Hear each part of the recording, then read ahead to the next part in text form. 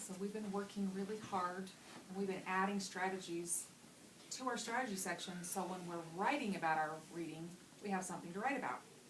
Today we're going to go back and look at a strategy that we've already learned, and we're going to try to go even deeper with this strategy. Okay? It is that readers write about their thinking by inferring. We did this, didn't we? And we briefly talked about and using evidence from the text to support thinking. So we inferred with the gloves. And you looked at those gloves and you were able to say, oh, that person was a hard worker. That person, and you made all kinds of guesses. The glove was the evidence. And when you read, it's a little bit harder. Because you have to get the evidence out of the text. So, readers write about their thinking by inferring and using evidence from the text to support their thinking. So an inference is a little bit like a prediction, kind of a guess, but the difference is you have that text to help you, and that's what gets you thinking about it. And because we all have different schema, our inferences might all be a little bit different. An example of that is today in one of my reading groups we were reading about an insect that was flying towards a web, and we knew that there was a tarantula in the book. And one of the kids said, and they made a good inference because it was going towards the web, and we knew there was a tarantula. They said, oh, that bug's going to get stuck in that tarantula's web. Well, I have more schema about tarantulas because I happen to own one, and I know that tarantulas are too heavy to actually build those big orb webs, and they actually hunt for their prey. So my inference was that insect's going to get caught in the web, but it's some other spider's web. Because of my schema, my inference was different.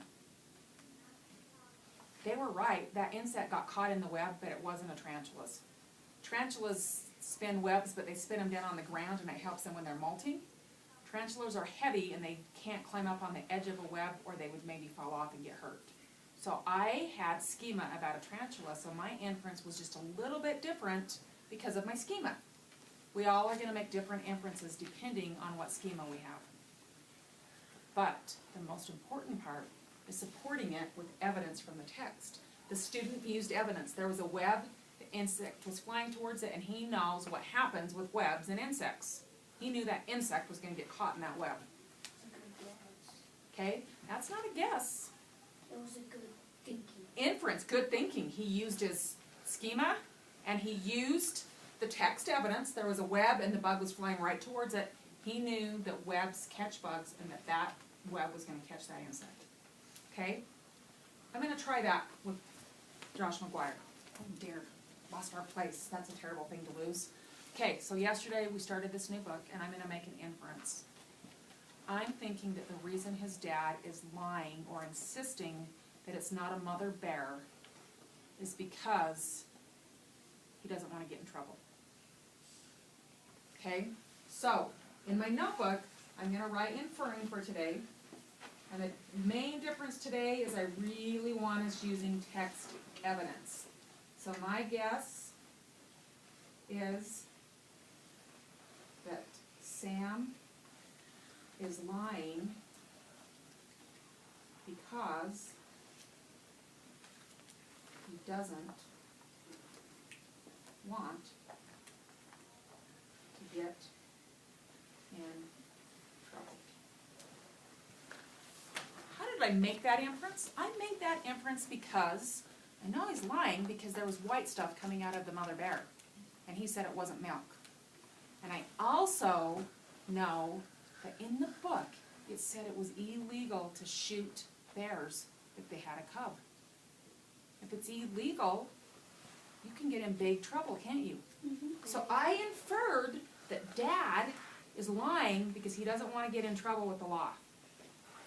And I can actually go back and find the words right in the book that helped me make that prediction. I had it marked, but my thing went flying, so you're going to have to give me just a second. Well, now you know next time not to fling your book off the desk. I remember Josh saying that it was illegal to, oh, right here.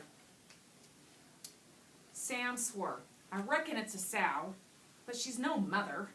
Irritation thickened his words. You didn't see a cub. The she-bear's dry as kindling. And then it went on and it talked about the white substance coming out of the mother. Josh knew not to argue with his father, but still he glanced over his shoulder as he helped skin back the heavy black pelt. Had Dad shot a mother bear, that was against the law if she had a cub. There's my text evidence right there.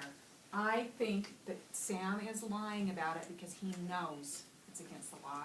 And the reason I know that is because it says right there in the book that it's against the law to shoot a bear if it has a cub. So then, what we're going to do today is not just the inference, we're going to write why we inferred that. So, I think this because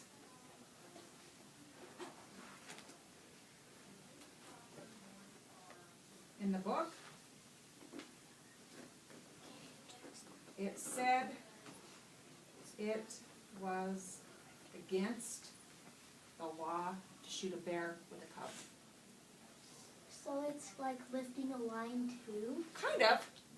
You don't have to do it word for word, but if you want to, make sure that you put quotes around it so we know that you're copying it out of the book. I'm not using the exact words. So did you hear his question? It's kind of like lifting a line too. You know what? If you lift the exact lines, that's awesome. But when you lift that line, put quotes around it. I'm paraphrasing. I'm saying kind of what it said, but I'm not saying it exactly, so I'm not putting quote marks. But lifting a line is an awesome way to support your inferences. Good thinking. So I said it was against the law to shoot a bear with a cub.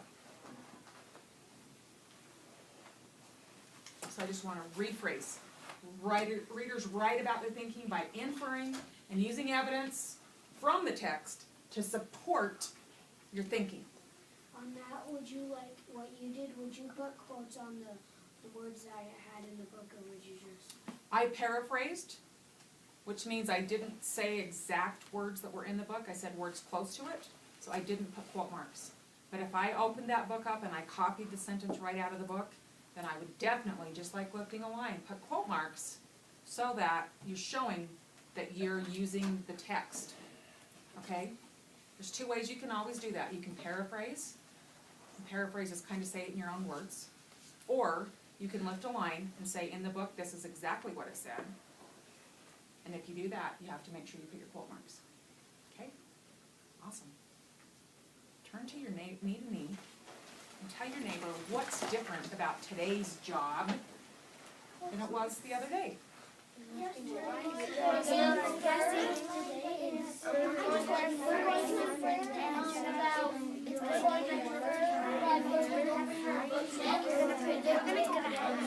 other day we were just inferring, but today let's infer and write how and where, and we're going to support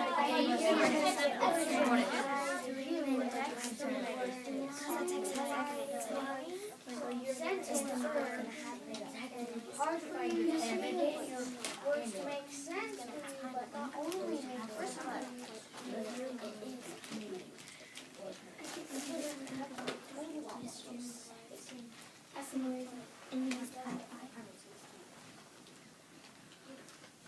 Okay.